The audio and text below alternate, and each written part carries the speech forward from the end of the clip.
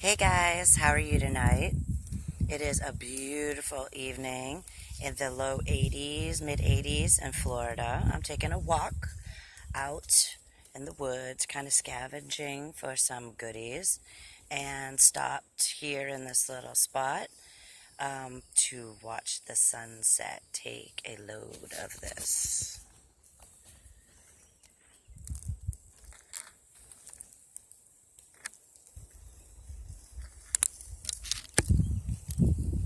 Beautiful, right? So, yay! I'm setting the phone in a tree. You got to be crafty when you're out in the woods. And I wanted to talk to you for a minute, and it's really hard to hold my hands up like this. So, I wanted to introduce myself. I am Christine, and I am the owner of the Conjured Crow. I'm opening a new online site. I did have an Etsy shop, it didn't work out so well. I decided to kind of like revamp things, and I am going to have a grand opening within the next couple days. I'm going to offer magical, witchy, hoodoo, American folk magic type supplies. Uh, Conjure candles, anointing oils, different herbs and dusts, different blends, um, oddities. I love oddities like skulls and chicken feet fetishes and juju dolls. I will have a big assortment of real pretty conjure plates, railroad spikes and horseshoe nails and just all kinds of weird and strange things.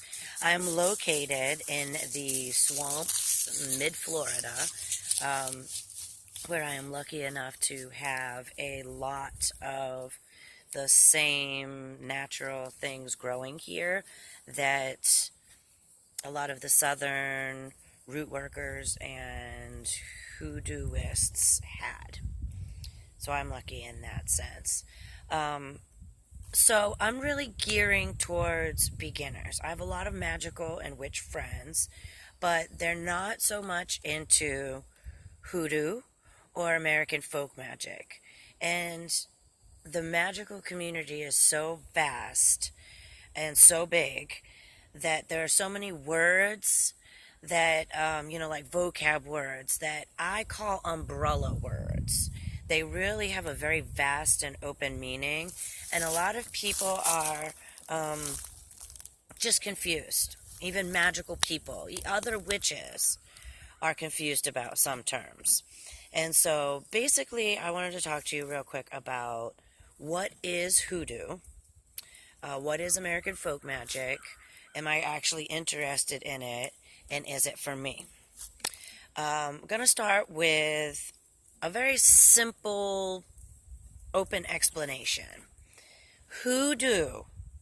Everybody likes to say that word. It's just a cool word. Hoodoo, hoodoo, you do, you do.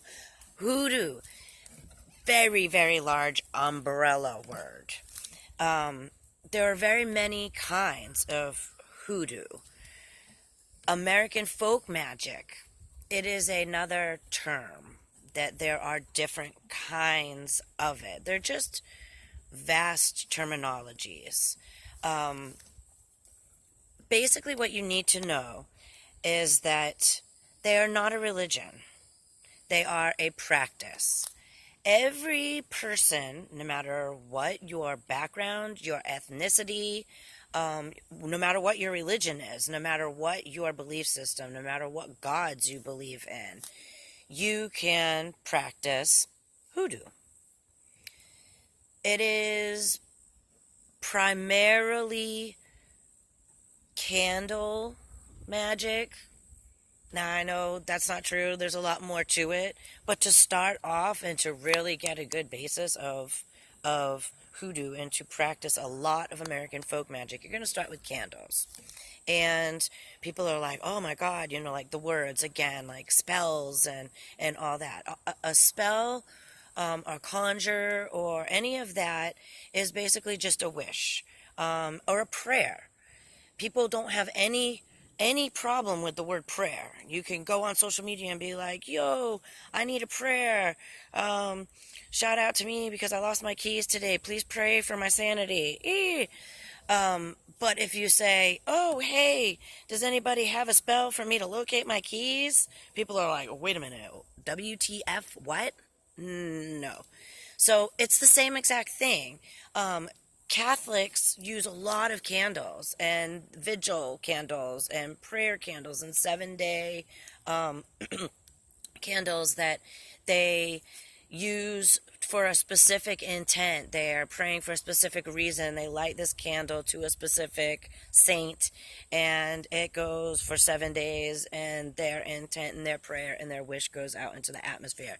Same exact thing. That's what American folk magic is. Now, you're going to have a lot of different kinds. Um, I want to explain real quick and back up. You have to know that witchcraft, hoodoo, American folk magic, powwow, conjure, root working, there's so many different names for it, and it's all the same but different. It is different, but it's all kind of the same too. There's just very many aspects of it. Those are all a practice. So you can be a Christian. It's not a religion that you're signing up for. You can be a Christian, and you can light candles, and you can put a little bit of foot magic, track magic in your daily routine. You can use your will, which is basically the same thing as prayer, to get what you want, to try to put your energy, your wishes, your intention out into the universe, and for whatever reason to try and bend it to your way, what you need to happen. For whatever reason you feel like you cannot just sit back and allow whatever is happening to happen. You need to take some sort of step. If you are a strong individual that has self-confidence and has confidence in their own power within, if you feel confident enough to quote-unquote pray, you can be confident enough to do a spell candle and to start off with something easy like that.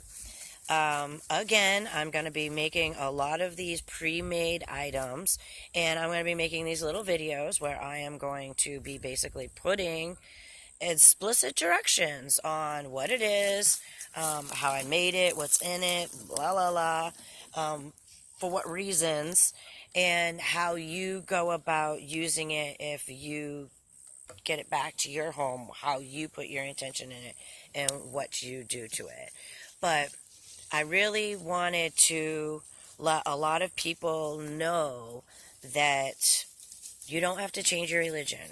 You can believe in Jesus, you can be Christian, you can be Jewish, you can be Muslim, you can be Buddhist, you can be, I don't know, you know what religions are. There's so many of them. You can be any of those religions, pagan even. You can not be religious, lack thereof. You can be an atheist, and you can still believe in yourself. You may not believe in a quote-unquote God, and I think a lot of people have a problem with how our society, or just humans in general, have humanized what our larger power is and made it into like another person, like he's our father, and he's our son, no, he's, a spirit, no, he's not human, he's not a he.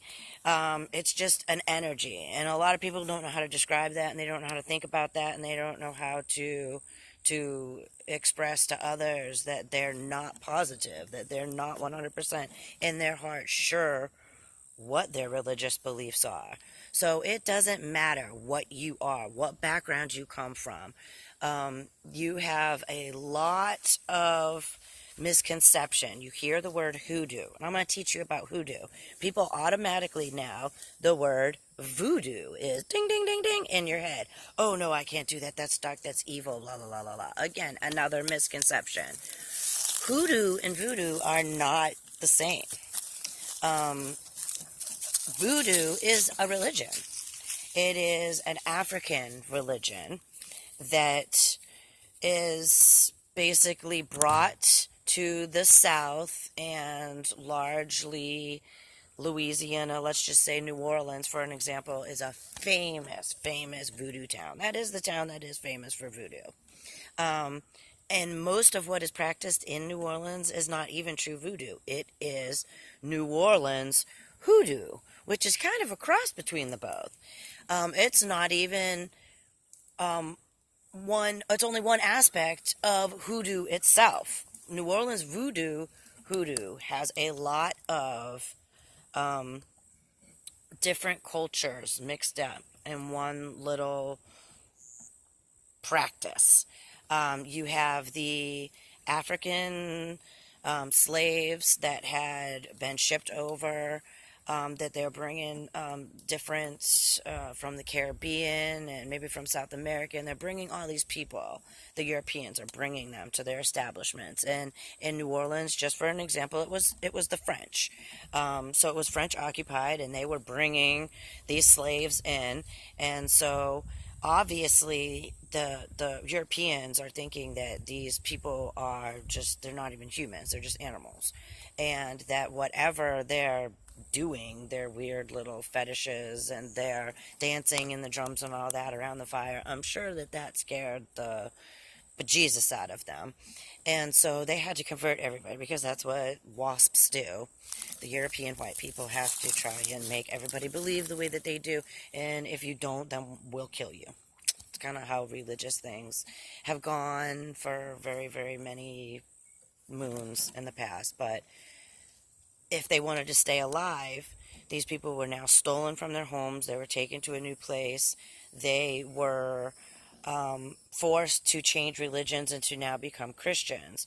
And so they're very clever. And what they did is they had virtually no written language or records of any of this stuff whatsoever. It was all taught. It was all tradition. It was all verbal from their ancestors.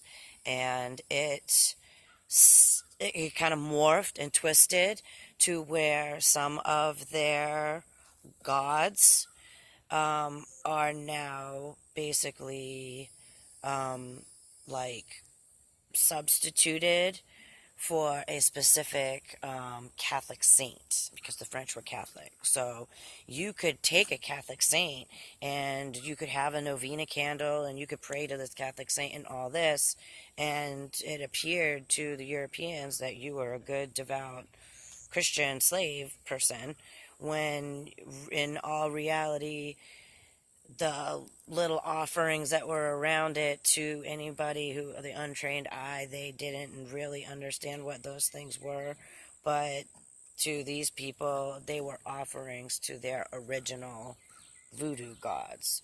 And so they had to kind of like cover up what they were doing with Christian rituals. So then on top of that, you have a very large Native American population that still lives there in the swamps of Louisiana.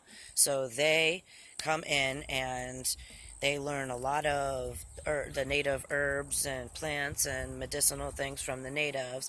And then people don't really know, but in New Orleans, there was a huge influx of Irish, because basically at given times of this country, the Irish,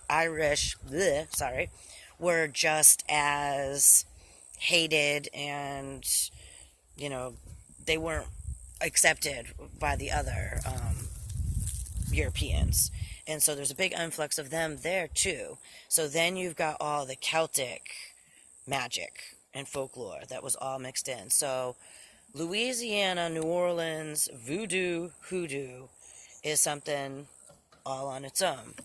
Then you have, say, like your Appalachian mountain granny folk magic. You have all the Scottish and the the again, Irish people that have come over, and they're used to the mountains and being up in the middle of nowhere where all the uppity people didn't want to go because that's how their land naturally was. So they had no problems. They booked it away from everybody else, and they climbed way up high in the mountains. And so they stayed up there in the Appalachians for a really long time. Their language is different. They a lot of their traditions are still the same. They have not gotten as modernized as us. Even today, if you go there, I have family that actually live up there in the Smoky Mountains. If you go there today, like, it is still a very big tradition, and that is also called hoodoo. A lot of people call that hoodoo, but it's the same but different. There are a lot of aspects that you're going to find in one tradition that are very similar to another spell that's going to be in a different tradition. And then now, this modern interest and everybody wanting to get back in touch with their roots and kind of go natural and just get back in touch with nature and this awakening. People are wanting to learn about this stuff that has been taboo for so long.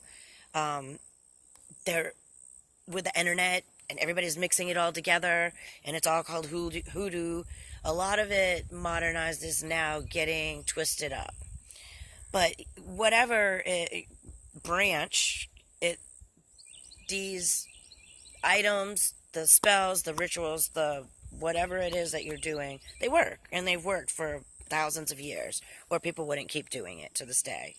You have powwow, which is another type of hoodoo, American folk magic. It basically is the, I want to say, Germanic aspect of folk magic that is kind of prevalent in, like, Dutch Pennsylvania, like the Amish people and the Mennonites and those groups of the people that have stayed kind of true to their roots and stayed old fashioned. There is a very strong, even though they're devout Christians, there is a very strong folk magic underground in those communities that is still alive and thriving. And it's actually allowed to thrive a whole heck of a lot better than and easier than it is for us, because their society is allowed to think differently. They do free trade. I have milk and cheese and butter. I'm going to trade for your eggs and flour, and I also knit, so I'm going to trade you for some jelly. And